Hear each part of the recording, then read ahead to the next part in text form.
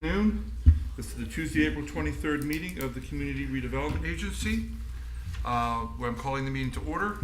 I need a roll call, please. Of course. Chair Carney? Oh, yes? Thank you. Vice Chair Burns? Here. Commissioner Casal? Here. Commissioner Marker? Here. And Commissioner Long? Here. Great. We need a motion and a second to approve the agenda. You all have the agenda in front of you. Are there any changes you want to make to it? Anything off the consent you want to have full discussions of, or anything such as that? If you don't, then I would need a motion to approve. Motion to approve. Second. Vice Chair Burns? Yes. Commissioner Casal? Yes. Commissioner Marker? Yes. Commissioner Long? Yes. And Chair Carney? Yes. Gotta work on this voting here. I forgot about this one. We now have a presentation by the Palm Beach County Commission on Ethics. Rhonda Geiger is here someplace. Hello, everyone. Good afternoon and welcome. Thank you again, Rhonda Geiger with the Palm Beach County Commission on Ethics. Again, I'm going to say it's not a presentation. It's just a reminder that we are here. A reminder to everybody who's watching and everybody who's watching on television that the Commission on Ethics is here to answer questions. We're here to provide trainings. We've been reaching out a lot and trying to do more in-person trainings as opposed to the live video. And we're doing them more like I have a training I'm giving a week from today for vendors of a city that wanted to make sure that they understood that the code also applies to them. So we're really trying to broaden our outreach with respect to that. But it also is just a reminder that, accountability starts at the local government level, and we want our citizens to believe in us. We want them to understand that there's a contract between our elected officials and our citizens. And hopefully we don't have to enforce anything, but we're here to do that if it's necessary. But the biggest thing we want to remind everybody is just to reach out to us if you have questions. If anybody has a question, we're here to answer those questions hopefully before something goes badly. So feel free to contact us if you need anything, if you need any trainings here, or if you have any questions about anything going on. Does anyone have any questions for Ms. Geiger? I know I just saw everybody the other night, so thank you for... Well, we got another book, so that's the yes, important thing. Exactly. You're stacking those up. Remember, it's in the aggregate for calendar year. We talked about that. I'm already writing it down. All right, let's keep track of that. We're here. Reach out to us, and I've left my contact information if anybody needs it. Thank you very much. Thank you. I appreciate it. Now, we do have a presentation by Dupree Jackson, who's here over there. We're talking about the presentation for the EJS project. You all set? Chair? Good to see you. Chair? Can I just do a brief intro for Dupree before? Oh, please. So Renee Jadising, Executive Director. No, stay up, stay. No. I want to walk up. We have a little music too. I know. We're doing a show. You want to hail to the chief kind of thing? Well, I wanted to just kind of give a little background as to this presentation being on our agenda, because I think it is a significant moment that we wanted to recognize. So Dupree has been renting from the CRA on 700 West Atlantic for, I think, like 7 years, about 7 years now. This is a great initiative that helps children in our community, and he is in one of our spaces. So it is a space that's been slated for redevelopment for many years, and that hasn't happened, unfortunately. But we were able to get a grant from the Solid Waste Authority to demolish the building. So we are kind of coming to an end with this. We also had one of our other tenants, William Hatcher, who's in the building, has a land lease with us, and he's moving out to a building across the street that he built.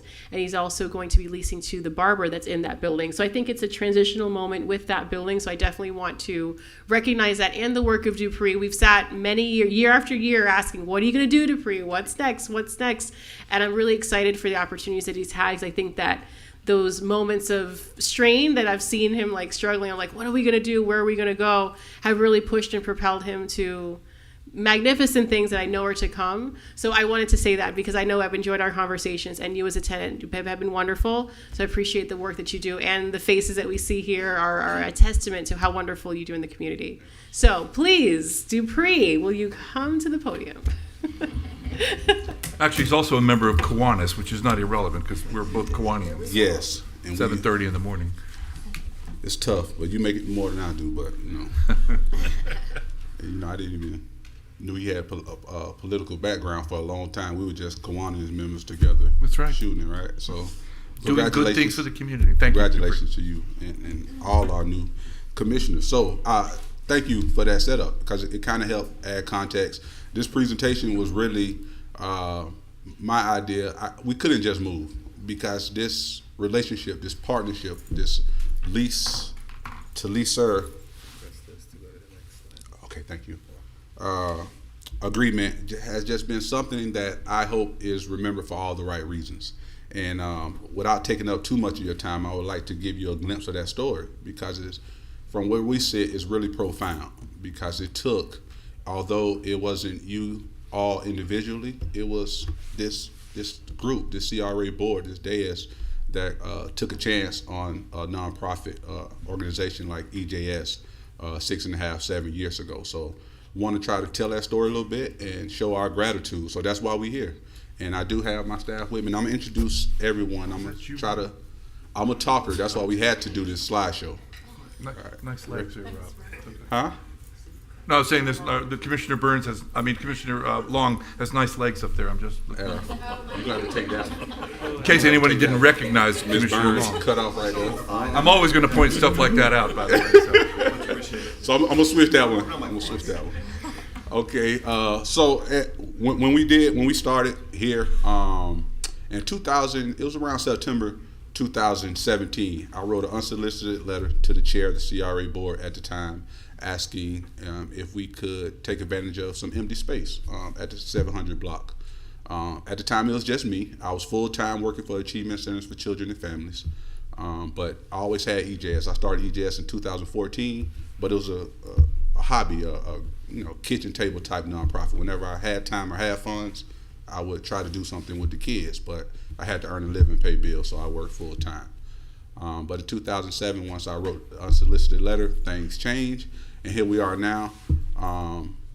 Our team is myself, is Jonice Lee Mathern, our Director of Operations, is Marcus Darsaw, Program Coordinator. He was actually our first hire in 2018 through a grant from Children's Services Council. He's out now picking up some of our students, Tri-Rail Station and Carver Middle. And then we have Arif Khan, our Program Coordinator, amazing young man who started off as an intern from Lynn University. Our volunteers, we definitely understaffed, but our volunteers step in and fill a role. Their passion and their love for helping our children succeed is priceless. They show up a lot. They act a lot of times like staff. So anytime we do a presentation, we talk about how we do it. We always mention our volunteers. And these amazing people, you all know, to grow, to be innovative, to reach new heights, you're going to need people who are around you who have different lived experience, probably more resources, and really just a different, I like to call them my Avengers. A lot of different people from different walks of life coming together for one common goal, and that's EJS Avengers. So one of our board members, Nancy Shannon, is actually here.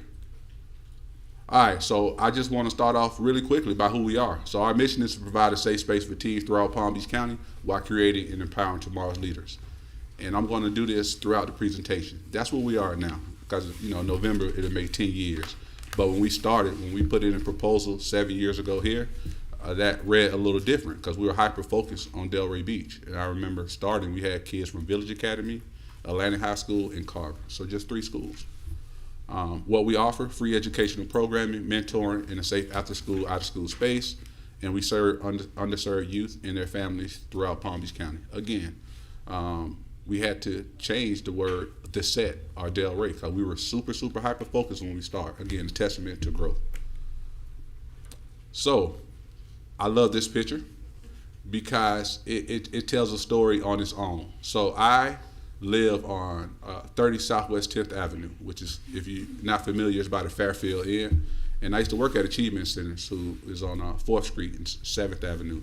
And sometimes I used to walk to work, and this building is on my way. And I used to always see the empty suites. And, I would ask myself, man, if I had an opportunity, if I had a space, I can imagine where EJS could be and would be. And so just by simply being a community servant, showing up to city commission meetings, listening, to our commissioners make important decisions, I realized that there is an opportunity. If I could provide a service that the city wasn't able to provide, or that our residents wasn't getting, then maybe I can bring value to the city, and maybe we can work out an agreement. It was no different angle. It was simply that type of logic. And again, those commissioners at the time, they believed in it, and here we are. But that's what I saw when I first peeked through the window, because they had paper on it. But that's what I saw, and even with that, y'all, again, vision, I already knew what type of place it could be and what we could turn it into. And so it went from that, and when the CRA agreed to entertain my proposal, they did fix it up, hire a local contractor to bring it up to that top middle. That's how it looked when we moved in. But that just so happened to me.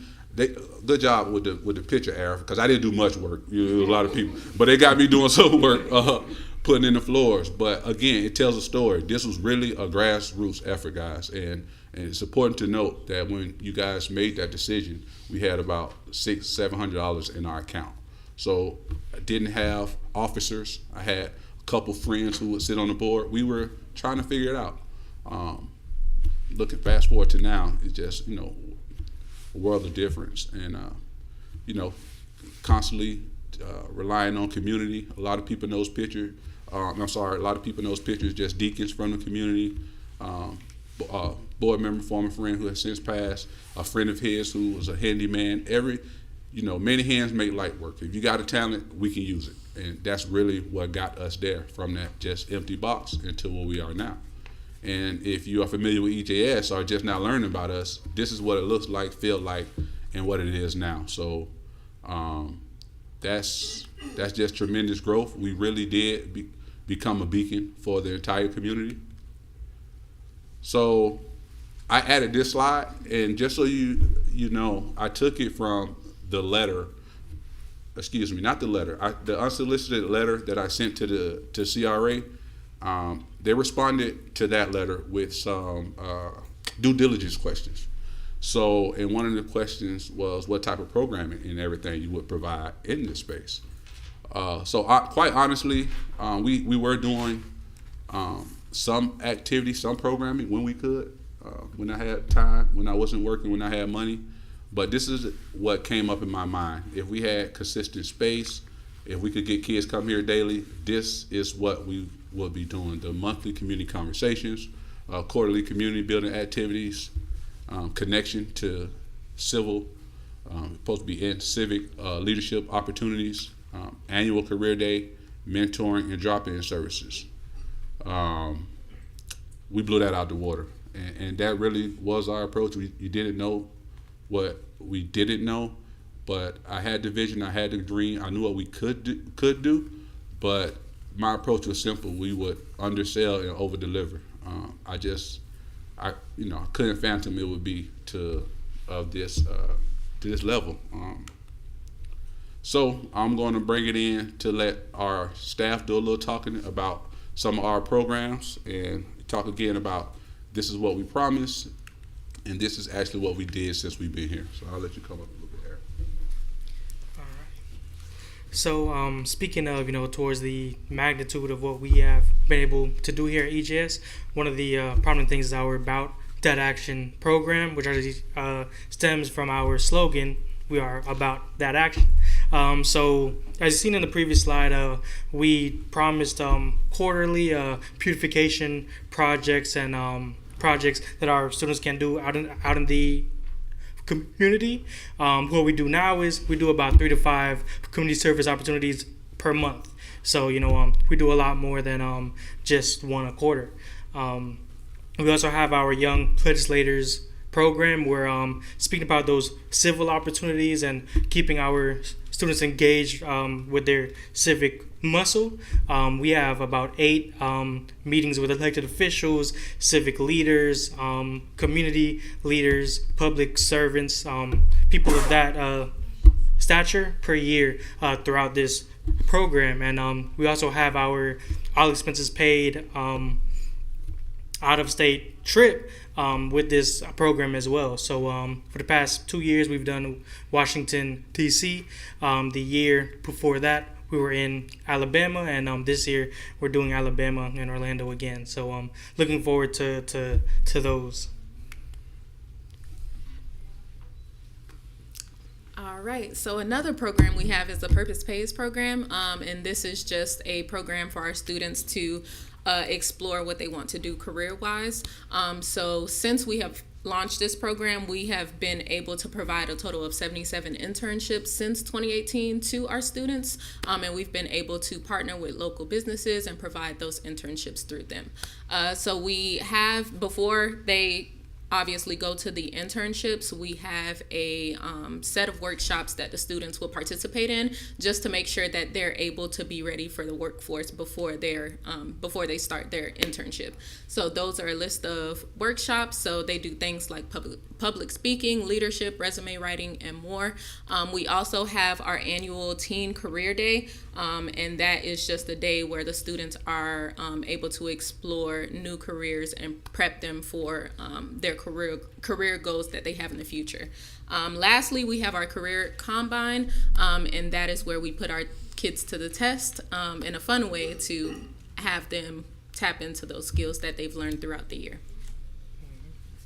And speaking of just what we were able to promise and kind of just envision when we first started, all we had down was doing a career day every year. But as you can see now, we have an internship program. We have workshops to prepare our students for those internships. So we've came a long way from that first line about just having an annual career day. Our Each One Teach One program is one of our most popular here at EJS. This is where we do a lot of our tutoring and academic work as well, along with mindfulness and behavioral health as well. So we have our, thanks to Pulte Family Charitable Foundation, we have bi-weekly tutoring sessions free for our students. And since 2018, we have hosted well over 50 free sessions for our students every other Saturday, and also every Wednesday during the summer. And then something a little more new to that program, we are doing a lot of work with mental health as well. So we have been able to provide 13 free group therapeutic sessions, so a little less threatening way to introduce our students to mental health philosophies and just, how is your mental health affected? And then also we have helped 7 students and families with free one-on-one therapy as well through this program.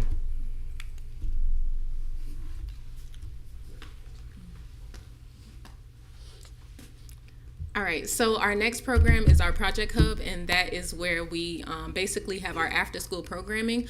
So it's worth mentioning that before, when we first started, our cap for students was 20, and since then, our cap for students has grown to 65. So this is just a space where the students are able to come after school. We're able to provide drop-in services, and we're just able to stay open longer due to the space that we do have currently. And currently, the space holds about 30 students on any given day.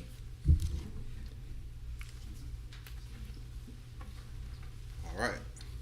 So you want to talk about student enrollment? Yeah. Okay. I'll go ahead. So for enrollment of students, as you can see here on the graph, we've been up every year. So we started off at 12, and then to 20, then 30, then a huge jump to 49, 59, and then finally now we're currently at 61. So over the course of us having our space with the CRA, we have had a exponential growth in students enrolled here at the EGS project. And also it is worth mentioning that currently, right now, we do have a waiting list of about 25 students who are waiting to come into the program and take advantage of the services that we offer for students for free. And also, we serve about 16 schools here throughout the county. So that's a lot about the enrollment. And another way how we track kind of success and how our students are liking the program, as well as our parents, families, is how much time are the kids spending with us. So as you can see, once again, exponential growth as far as the hours spent throughout the programming here at EJS. Back in 2021, we were about 1,200 hours. Mind you, we did start to track hours halfway through the year in 2021, but in 2022, we reached a little over 8,000 hours, and last year, 2023, well over 12,000. So our students are spending a lot more time here at EJS, and once again, that waiting list of 25 students, here's why. Their friends are here all the time, want to come. Parents of friends and stuff want their children to come as well. So the numbers speak for themselves as far as what we have been able to provide here for the students and for their families as well. Yeah, and I'll talk a little bit about the money, because that's really what it comes down to. I didn't get it when I first started, but I remember hearing from someone who was a veteran in the nonprofit space. They said, "No profit, no mission." And I kind of cringed a little bit the first time I heard it, but over the last 5 years, I adopted that saying because it's the absolute truth. You can't do all the good you want to do if you don't have a budget, or operating budget. And I'm proud to say that what this shows me, and I hope the story tells everyone here, is that we're growing. We have support. We have a strong foundation, and we're trending up. That very first year, moving into that space with a little under, $700 in our account, myself and a few board members had to take the best guess, and we projected that we'll probably need about 75,000 to operate. We ended that first year about 90,000, and we have seen a steady growth ever since. The last couple of years, major growth, but as you can expect, we're serving more kids. We're increasing our staff, more bills, and we only anticipate that continuing to increase. But I'm proud of that because what it says is I always say that this was a vision, an idea of mine, but I knew when I started I didn't have the bank account of a philanthropist, just the heart of one. So I was going to need people with those resources to come by and support me, and that has been happening. So I'll go to the next one. Do I got a clicker? No, I got it. Okay. All right. So, all right. I'm gonna come back and talk because I want to talk a little bit about our relationship, but I'm gonna give our kids a little shine because he want to say something. This is Jeff Thomas. How y'all doing? All right. Well, first of all, I would like to say that picture is kind of crazy. All right, but let me tell you why EJS helped me out, because this is my first year in EJS and it felt like I've been there for years. So the EJS encouraged me to experience and explore new ideas, foster my creativity and problem-solving abilities. The more I stay at the program, the more I practice to learn. The more I practice my critical thinking, my social skills, and my logical reasonings. EJS is a valuable tool in my journey for self-improvement, equipping me with my social skills mindset needed to be successful in the future. And EJS is basically like a second home to me. They taught me a lot. Sometimes I think of them all the time I think of them as family. So I almost called pre-dad one time, I'm not gonna lie. Yeah, thank you for your time. That's it. All right, and up next, we'd like to go ahead and introduce Lloyd Martin. Well, he needed an introduction. Good evening, everyone. First, like to start off by thank you all for this wonderful opportunity to come up here and speak to you. And I would also like to thank Dupree for taking the leap on EJS to produce kids like me and make kids better at their craft like I am. I'm big on public speaking. I never knew I was until I joined EJS, and it has helped me a lot in the long run. That's how I'm able to sit here and speak to you all right now. I love EJS and the message behind it. I love its creativity, the way it pushes me to be the best person I know I am and can be, and who I know I will be in the future. And I thank Dupree for taking the leap of faith to starting this organization. And I'd like to thank the staff because he couldn't do it without them either. And this is literally my family. I consider them a part of my personal family, and I love them all dearly, and I hold them in deep consideration and respect. And thank you all for listening to me, and hope you have a wonderful day.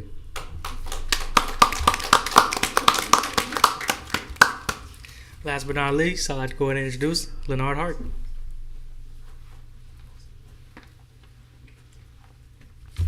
Good afternoon. To introduce myself, my name is Leonard Hart, and I go to Atlantic Community High School, and I've been with EGS over a year now, and my journey with EGS has been superb now. EGS gave me a lot of opportunity to project myself as a youth. For example, recently, I was a part of the student electoral official as the teen policy advocate, and we spoke to the city commissioners about a community issue. Related to that, I never seen myself so active and engaged in the community, and I've been grateful to get the opportunity to help out people and the community and give back to the community when the community gave a lot to us. I love how EGS is a safe place and it makes me feel like home. Part of that safe place comes with them helping you with homework, letting you eat and chill, and provides you with transportation. What makes EGS is not EGS itself, but the people that is there, like the staff that I could come to for anything and everything, like motivation, wisdom, and knowledge. It's also the kids that I could call my brothers and sisters that make every moment at EGS enjoyable. I love how we volunteer at numerous events and come back learning valuable, essential life skills like teamwork, communication, and my favorite, leadership. It also helped me gain practical experience and explore potential career paths. Like one example is YLP and Purpose Pay, like they explained. And thank you for letting us do this. I really appreciate it from the bottom of my heart. Thank you.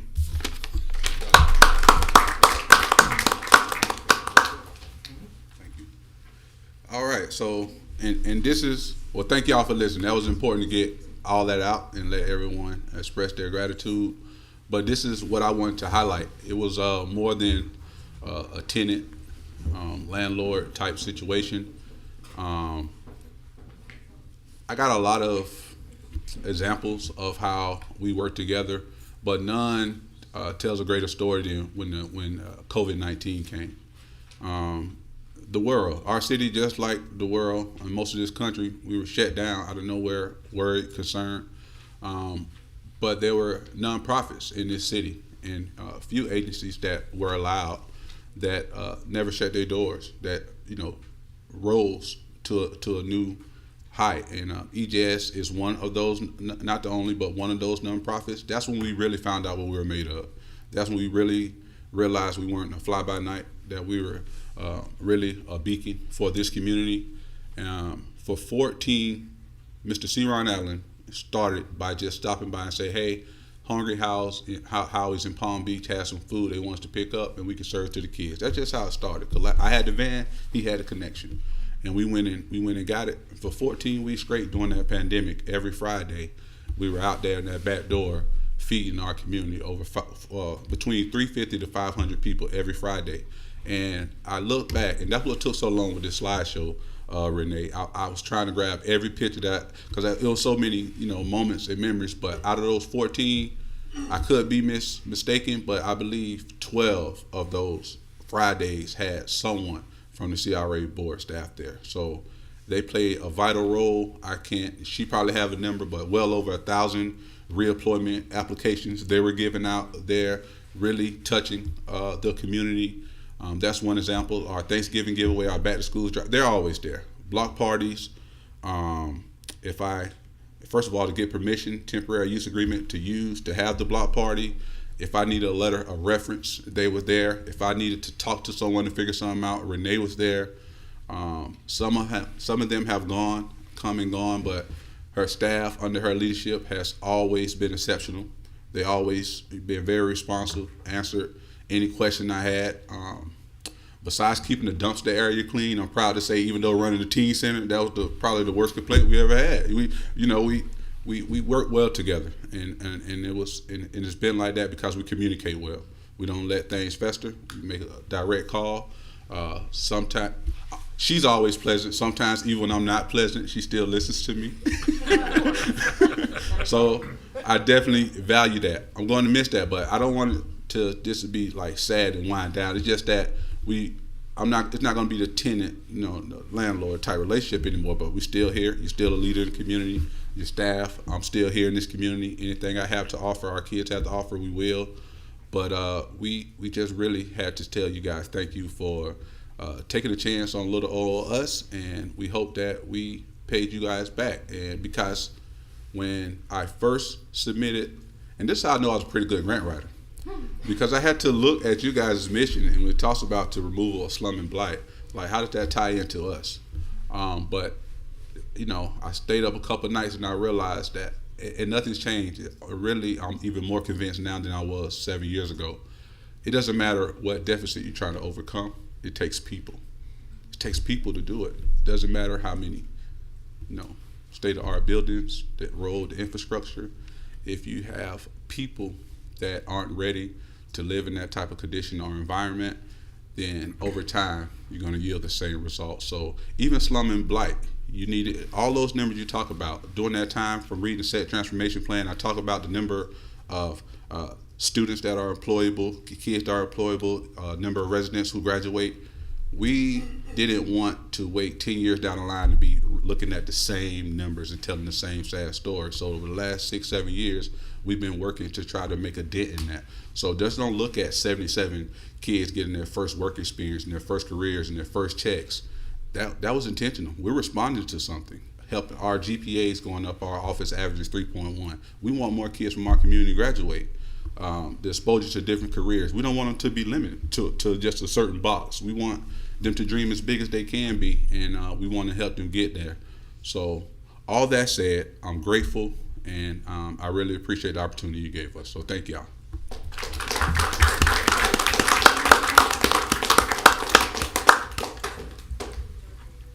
And thank you for everything you do. And by the way, your students that spoke were great.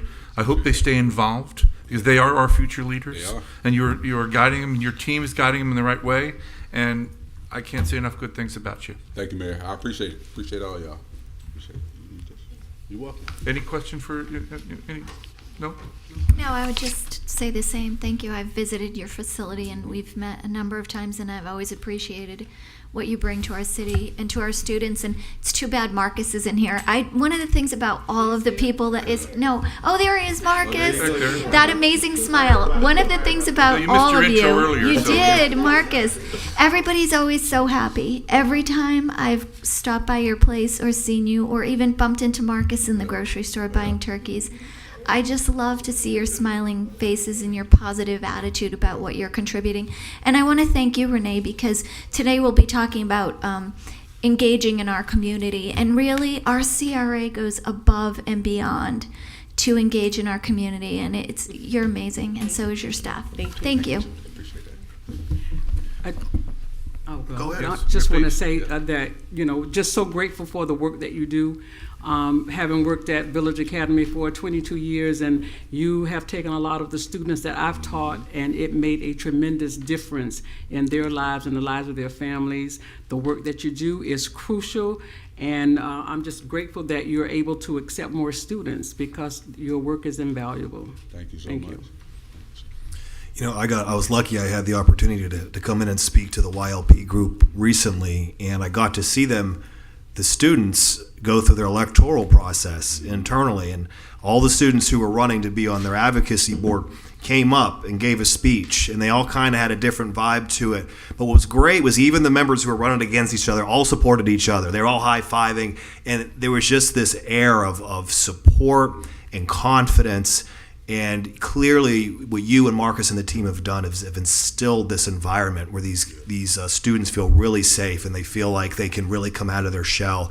And to watch them in that mode was super impressive. And the kids who won, I was able to see like a week or two later come and basically sit up here and pretend to be like commissioners, but they were speaking as advocates, and they had done their research and they advocated for a cause they really cared about, something in their schools, and they presented it really well, and the whole thing was really impressive. And I can see why there's a waiting list, because all your students clearly love being there.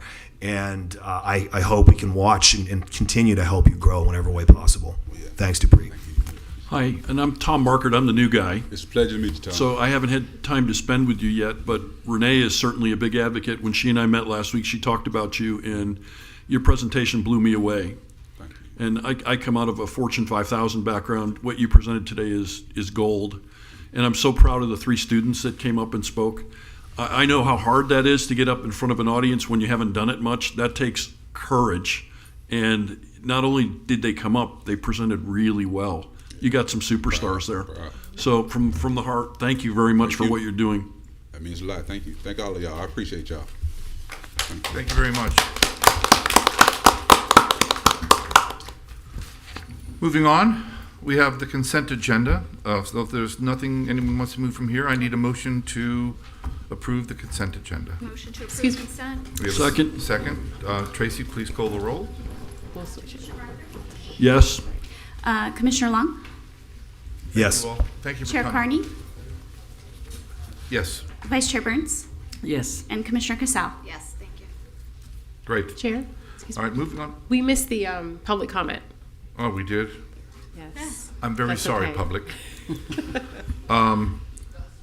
Public comments on agenda and non-agenda items. Are there any members of the public that would like to speak on an agenda or non-agenda items? If you have signed in, and please feel free to get up now and say something. Good. Seeing none, I didn't miss any. Good. Thank you all. Moving on to number 8, old business. Renee, you want to talk about this? Because I think there's going to be a lot of discussion on this item. Yes. So I'll give a little bit of background, and then we can get into where we are today and where we're going for the future. So in August 2022-2023, the CRA board allowed for a redevelopment advisory committee by resolution. After that point, we opened an application process from September 1st through October 31st, and we received 15 applications, 8 of which could be considered for the committee based on the criteria we put forward. So we brought this to the board, and at the time, the board decided that maybe we should open it up more. This committee, we'd asked for having no more than 1 individual per sub area, no more than 1 occupation. So there were certain criteria that we tried to make sure we have the broadest perspective possible, but we didn't get as many results as we would have liked for the first go around. So we extended that application period again, and that second application period yielded 19 applications, 9 of which could be considered for the committee based on the criteria. And we brought this to the board in February, and at the time the board decided that they wanted to allow the new members to appoint, because they would be the ones working with them, to ensure that that they have some kind of connection with the individuals that were appointed.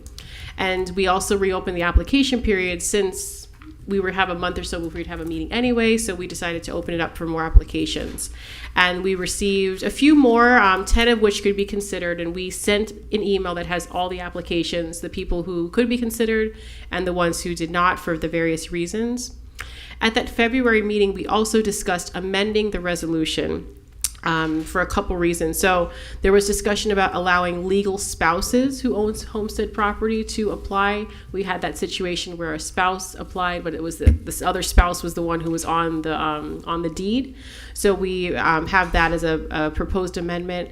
Also, properties in trust came up, that if there's someone who's a sole beneficiary of a trust, if it's homesteaded, we could allow or consider allowing them in.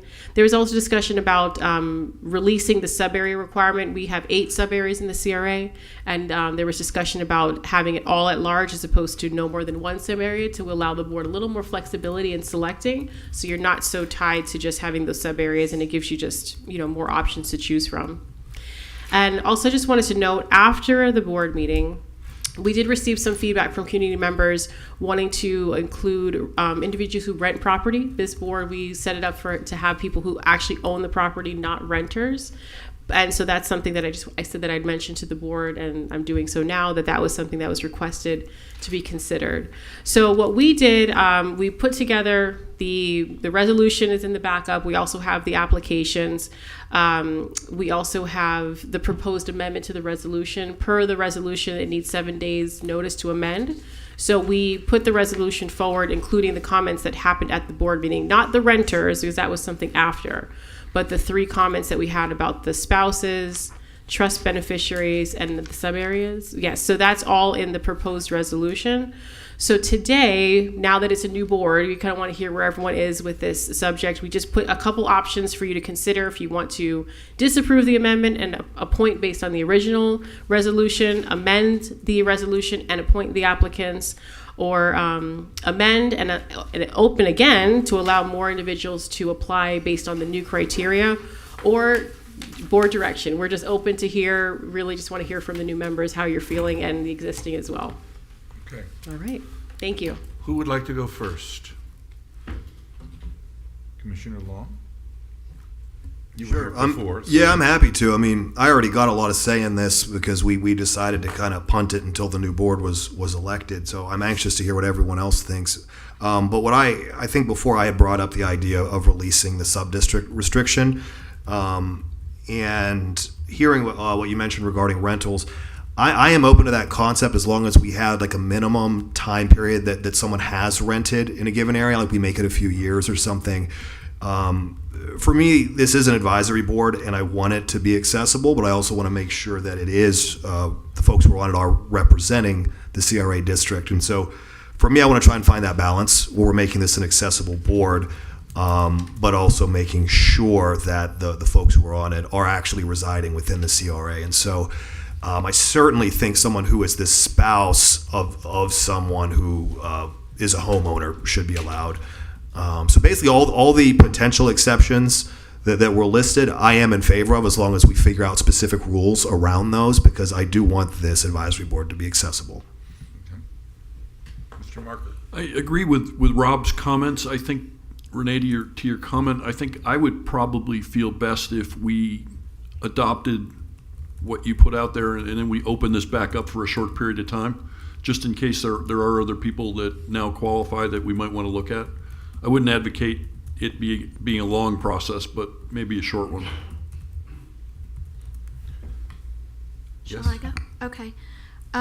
So what's on the table now takes the subgroup out, and it's at large. Correct. So correct. Right now, all at large. I would advocate, we have 8 groups, areas, that we have a representative from each. I don't think you should have it all at large, and representatives could all be coming from one area. Then you're missing the whole point, which is to have an advisory board that represents the entire area. Second, I would go back to the occupational aspect of it. What are the qualifications? And here's one of my concerns. This is about redevelopment. We really don't have anything more out there. The 600, 700, 800 block, taxpayers paid a lot of money for a study on that. Presumably, that's not on the table for this advisory board, I would assume, and I think we should agree to that, because that's already moving forward. The container garden space on Atlantic is off the table. Pompey Park is in process. How much money did you say we've been put into the Northwest Southwest? Like 100? The infrastructure will be over $100 million. Over $100 million. Our CRA has done without an advisory group. And not to say that they don't bring something to the table, but we've kind of already done it. What will they be advising on? Renee, what property is left out there to be developed in the city that they would be advising on? Well, I think we would at this point would really have to look at other areas that we aren't investing much money to see if there's something to go back into certain areas like Federal Highway. I know we're still paying a debt service to the city for Federal Highway, so it's almost like re-looking at other areas to see what needs to be done or redone. Because the board members should understand that they're not going to come on, and there's certain areas that are not on the table, right? I would assume, because they're already in process. The beneficiary, the trust individuals, that seems reasonable if they are residing in the area, right? Because they would be receiving the home at some point. I'm not sure about the renters, just because this is about the taxpayers' money, and it's almost, I would apply the same theory as the DDA board. If you're not paying into the district, you really shouldn't be directing how the money is being utilized. If I may, and you know, Renee and I have talked about this, in some instances these boards are effective, and in a lot of instances they're not effective because they almost quash the voice of the residents. Residents believe one representative is speaking on their behalf. And one of the things that I've been so impressed with that you've done of late is this community engagement. How many of these can we speak to the residents about what you're doing? Because while we're considering this board and it's an idea, you're really doing this with all the residents, not one person from every sub-district right now. So can you let the people in the room know what you're doing? So actually some of the people here have attended. So last summer we wanted to do it as like a summer series where we had our offices open in the evenings. So it was supposed to be like once a month in the summer, the CRA socials, to invite people in and introduce them to what we were doing before the committee kind of discussion. I think it all kind of happened simultaneously. So we started doing that, and people have been coming. I mean, we've had subject matter about West Atlantic, about the 600-800 block, about the police station, fire station shifting. And I think doing it from 5 to 7, it's not a presentation. We don't stand up and do the whole thing. We just have tables. We let everyone come and talk, and the evening kind of dictates where the conversation will go. But I think that allows us to get more input, because what I've found is that sometimes we're doing larger group presentations. There's one or two people that may take over the conversation and it turns a different way from where we want to go. So we just let people dictate where the evening will go individually. They meet, all of our staff is there. So you have 14 people or 15 people directly talking to residents. So we've had upwards of I think the most was 100 people that we had when we were talking about the West Atlantic development at 98 Northwest 5th Avenue. So that is just an idea, because we were trying to get more feedback ourselves as we know we're getting into the West Atlantic development, and that's going to be a really big undertaking. So, and then this board also came up after that. At point in time, we started discussing that late last year. How much did we spend for the experts to do that study on the 6, 7, 800 block? Christine, can you check for Jess?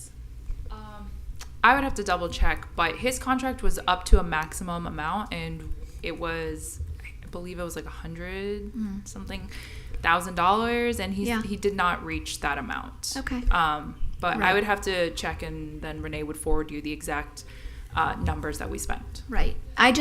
My input is, I love where we're going, and I feel like you're getting the community input. I mean, when you get that many people showing up to give you input, you're doing it. And so when I look at some of these boards, I think of the ed board. We put people on the ed board. They don't really have the ability to have the impact that they want to, and then they're disappointed. And I feel like this board could be very similar. And I'm not sure, how, I feel like we're doing it. What's working is working. Why break it? And we're also adding a lot more tasks onto the staff, utilizing their time and utilizing taxpayer money unnecessarily when they're already doing this. So that's my position. Okay. Thank you. Commissioner Burns. Yes, the discussion of creating that board and the CRA socials came at the same time, so neither one was being done in the past. So residents are feeling that they're not included in the conversations that in the communities that they live in. So I support the sub areas. I don't have a problem with that. And I was the one that brought up about the legal spouse. I think that we should include that. The spouse is born in Delray, lives in the set, lives in the area. She happens to be married to someone, and her name's not on the house. I mean, I don't think that we should have a problem with that. The trust, same issue. He is the owner of the house. His mom passed and left the house in trust to protect his interest. As far as renters, I had not considered that. I think, as Commissioner Long said, we need to make sure that everybody's accessible. People want to have a seat at the table, and I think that we need to be upfront and let people know what they will and will not have a say-so in. Because you don't want to waste anybody's time and have something just to check a box. and then what they're saying is not going to be considered. I think that people need to have real input on what happens in the community that they live in and that affects them. So, you know, we're all the taxpayers, and we all should have some input. So I'm not opposed to the renters. I just would like to see this happen. It's been a year now, and it needs to not linger anymore. If we're going to do it, we need to go ahead and do it. And if not, you know, as Commissioner Marcus said, not make it be a long period of time. Whatever we decide, we need to decide that and move with it. Yeah, your socials are outpaced this, and your socials started after we talked about creating this, and they have been very effective and very much needed and very much appreciated. That's it.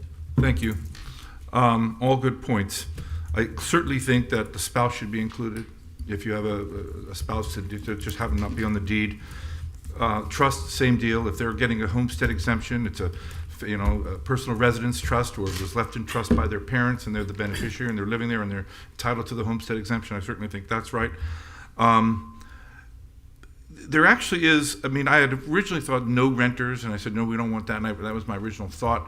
But, you know, renters have a different perspective, and sometimes that perspective can be very valuable. And a lot of times renters are renting from family members and things such as that, and they are just as committed to their neighborhood as others, sometimes more. So I don't want to exclude them, but I think we're going to have to figure out what the rule should be. What length of time, the nature of the rental. You know, for example, they could be renting from their parents and who have moved on, or rented from, you know, and they're long-term there and they've been there 5 years, 6 years, 7 years. Because we have to be realistic. It's hard for a lot of people to come up with a down payment to buy a house, but yet they are invested in their neighborhood. So I want to kind of make sure that they are, you know, included in you know, but we're going to have some pretty strict rules to get there. I'm not in favor of everyone being at large. I think that I do want each sub area, and whether or not we expand to 8, which would be an ideal if we can get the representation. But I do want to keep each area to have their own representation there. I think that's a fair way to do it, if we can do it. I mean, if we're faced with it, we can't do it, that will be a separate issue. But I think that should be our first effort. I looked at the term, and you know, the term of this original board, you have some are going to be for 2 years and others for 3 years. I'm wondering whether or not we want to make sure that this is what we want to do to begin with before we give someone a 3-year term. So I'm not sure that the first effort shouldn't be a shorter term to see how it's going to work for everybody. And then if it works for everyone, we reappoint based on, you know, a schedule that you would propose, like the 1 year and 2 year thing. I just don't know at the beginning now. I want to give someone a 3-year term, because I don't know whether or not a year from now we're going to be sitting here saying this wasn't the best idea we've ever had. So those are really kind of my own thoughts. I mean, I think that I think we're all kind of, we're close, but you know, for most of the areas, I think we can agree on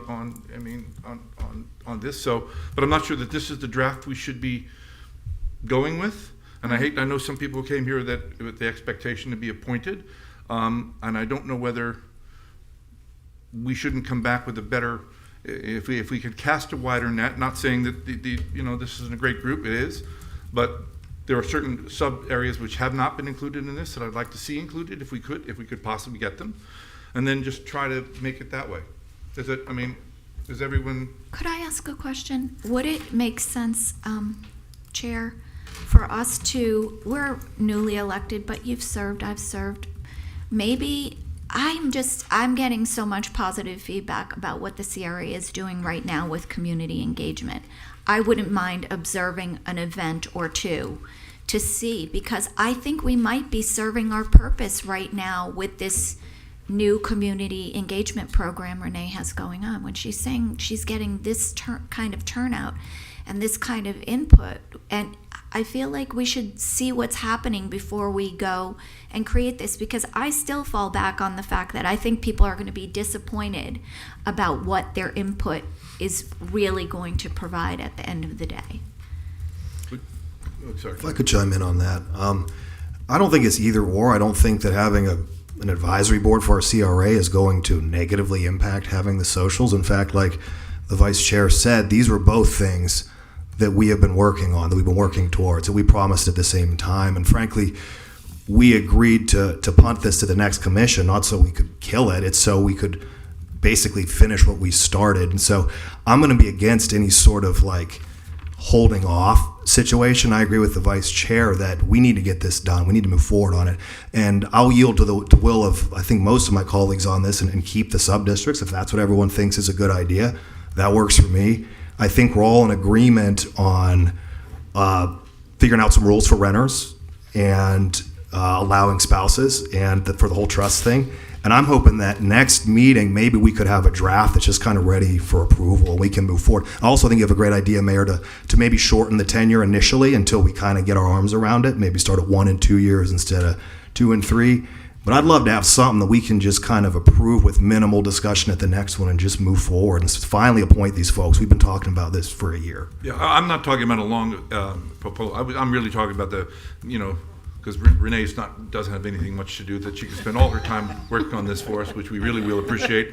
So, but I would like to come back with the next meeting, and I would like you to try to cast a net to wider. I mean, I know there are some areas that just don't. I mean, the part of our sub-district includes, the beach area, which probably doesn't have. They probably don't even know what the CRA is really. They're great. We thank them for their tax dollars, but I'm not sure that they really know what we do. But there's other areas here which. Northbound Federal Highway, north of Atlantic. I mean, that's a CRA district. Their needs are a little different than the Southwest neighborhood, or different from Osceola. So I like the idea of the different sub-districts, but I really would like to have something for next meeting for us to approve and move forward with. I don't want to delay this either. And I do think that when you get these representatives in the various sub-areas, they can also be a material benefit in terms of engaging public within their own sub-area. So, I think it's going to they'll feed off each other. So, in which we can help get the word out and have meetings to talk about, what do you want in this sub-area, by way of example. And that's where I think these board members can be, instrumental in terms of helping us come up with ideas. That's kind of what I think. So are we agreed that you're going to come back? I mean, our royal agreements, you're going to come back with, you're going to try to figure out exactly what we said and come back with some kind of a draft. Listen keenly, yes. Right. So I'll just going to review quickly a couple of the big picture points. We'll open back the application process. The resolution says we need 7 days to amend it. So we'll bring back the final amendment at the next meeting, but we'll open it up now.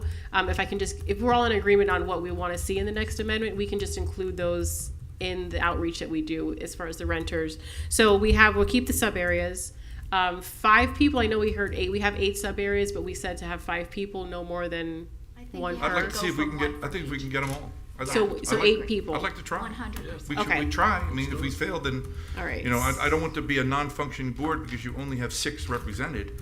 The other 2 may remain open until such times that someone could apply and get appointed. Okay. But I want to have seats available for each 8, but I don't want to wait on getting all 8 to get the board constituted, is my point. We may have to wait to get some appointed. In the other areas. Right. It's not a fair representation of the district if you don't have all of the areas represented. I'm saying you may get some areas that just don't, like, I'm not sure, I don't know anybody from the beach who would apply, but they should have the right to apply. Right. And I think that's okay because the way this was set up, there's no voting. Each individual who's serving on this committee will prepare a report for you all. So I guess I'll give a little background about that too.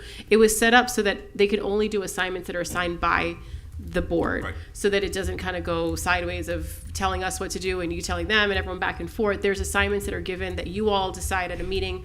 We want to hear for what our advisory board or committee has to say about this, and you assign that way, not the other. So, and also there are reports from each individual. So we're not going to have this whole thing of getting a consensus from everyone, or there's a single vote that's going to you all of the boards or the committee saying this is what they want.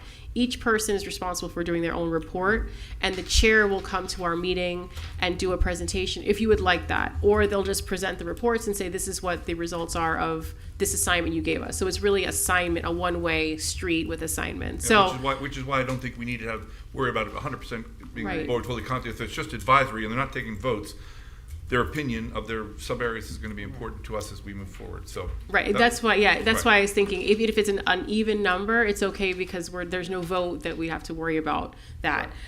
So we'll do that for the 8. Also spouses, we're okay with the spouses. Yeah. I think that was all right. The trust situation. So with that, we can do the trust, but the issue that we had of the applicant with the trust, the property was not homesteaded. Oh. So, that's the situation. If we want to consider homesteaded or trust properties that are homesteaded, that's Right. fine. Or they won't be home. The issue that we're talking about, the person does not have a homestead. So Well, I do we think want the to go person with the should I like trust? the homestead because that shows as a principal residence. Me too. Is that- Yeah. That's fine. Okay. So trust as long as it's homesteaded property. He just doesn't And know. if you're He's Exactly. young, he doesn't know. I know. I saw that. He'll get schooled. Yes. if you're bringing this up at the next meeting, so how long is this open for applicants to apply? How are people applying for this? So it's online. We can open it back tomorrow. It's just a thing we have to turn back on tomorrow morning. So we'll turn that site back on, that page, and then we'll send it out to you all. We send it out in the water bill. We've sent it out just through email blast. We've had it available at the Green Market. But we'll make sure that you'll have it first thing in the morning, and they can share. So it's really been like a word of mouth thing. But I think the water bill has also helped us. We've had people come in that didn't really know much about CRA inside and outside the district. How many? But they're How responding. many things did you send out in the water bills? That's substantial. We've done it, I think, like probably 5 or 6 times. We've been doing it since we You've opened got it last 10 year. applicants. Well, some didn't qualify. Some didn't. We've had 20 applicants, and 10 could be considered. Some were corporations, which we weren't considering. So Right. it's the individual person, not the corporation. So we took all the applications in. The application doesn't kick you out. If you don't apply, it just says stop, do not continue. But if they continue, we still get the application. So Understood. we have those that didn't qualify based on our review. Right. And then the other thing we have here is a shorter term to start, 1 or 2 years. So we can, or 1 year to start. So we can come up with that language and put that into the amendment. But that won't really affect the application process. So Yeah, as I said, I don't want to slow the process Right. up for those things. I think Right. we do need to get something in place and then help them with citizen engagement. Right. So we'll open it tomorrow, and then we'll have it close like a week or so before our next board meeting, and then bring that back for you to start selecting. I think, and it's set up to meet 4 times a year. We haven't set the dates yet, but what we can do since we're going, we can actually set the dates now for the 4, or at least maybe the first one, and then see how that one goes. And then I think the board selects the dates, so we can do that once we have them in place. Good. So are we all in agreement? Yep. Then thank you, Renee. All right. You got your orders. Perfect. Thank you. Christine, you are going to be presenting the next thing. It's a cancellation of the proposals for CRA number 2024-02 Property Management Services. Yes, good afternoon, Commissioners.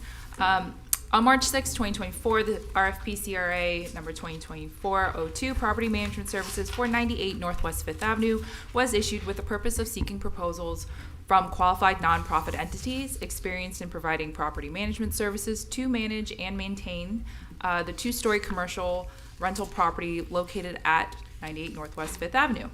There was a proposal submittal due date of April 8th, 2024, and at that time, no proposals were received by the CRA. And as the RFP stated, the CRA reserves its right to cancel the RFP at any time and/or reject all submitted proposals and/or reissue the RFP. And since we did not receive any proposals at this time, the CRA staff is recommending to cancel the RFP. Okay. Any discussion? Otherwise, a motion? Motion to approve cancellation of request for proposals, CRA number 2024-02 Property Management Services for 98 Northwest 5th Ave. Second. Commissioner Long, Yes. Chair Carney, Yes. Vice Chair Burns, Yes. Commissioner Casal, Yes. and Commissioner Markert. Yes. Number 9, appointment of CRA officer, deputy vice chair. Now, we actually did this at the city commission, but you're saying it wasn't valid what we did because the city commission does not have that authority. It is a CRA authority. Correct. Yes. So per the statutes, the governing body, which is the city in our case, appoints the chair and vice chair. And then we as the CRA have added the deputy vice chair. So that's something that we pick. It's not something in the statute. So we would just need that to be voted on by our group here. As I recall, at the commission, was it you we nominated for the Deputy Vice Chair of the CRA? I believe it was. Yes, it was. So if we're all in favor, I need a motion to renominate Commissioner Marker to be the Deputy Vice Chair of the CRA. So moved. Second. Okay, so, Chair Carney, yes. Vice Chair Burns, Yes. Commissioner Casal, Yes. Commissioner Markert, Yes. and Commissioner Long. Yes. Congratulations. Thank you. Comments by Executive Director. Yes, all right, thank you. Well, just a couple of things. Our annual report is available. So by statute, we are supposed to complete our annual report by March 31st, which was done. So this was sent to the taxing authorities. We got sent to the city and the county. So please check it out when you have a chance. All done by staff as well. So I just wanted to give a thank you to our staff for working so hard. We've had consultants try to help us, but just found we have some great talented people that can work with some interesting programs. So we've sat for a few months and put this report together. So please take a look when you have a chance. Rock the Block was this past Saturday. Thank you to those who joined us. This Saturday, we painted 6 houses. This is a partnership that we've had with the city of Delray Beach since the 90s, and also Habitat joined in a few years back to paint several houses on one Saturday morning. So another successful event in the books. We look forward to next year, and thank you to our partners at Habitat in the city of Delray Beach. Social, speaking of that, so we have our next upcoming social on May 18th at the 98 Northwest 5th Avenue building. We are trying on a Saturday, so we are trying to activate this building more. As you saw, we just canceled the request for proposals for a property manager. So this is one of the ways that we're going to try to start opening the buildings ourselves. We're also going to, just as an aside, start opening the building on a weekday so that we can start getting people interested in the space and maybe invite some local realtors and property managers in. So they can see the space for themselves and actually feel it, maybe work in there for a day, and maybe that'll get some more results when we do look for those property management services in the future. So the first, I guess real event will be this social on a Saturday. The next dates for the socials are listed there.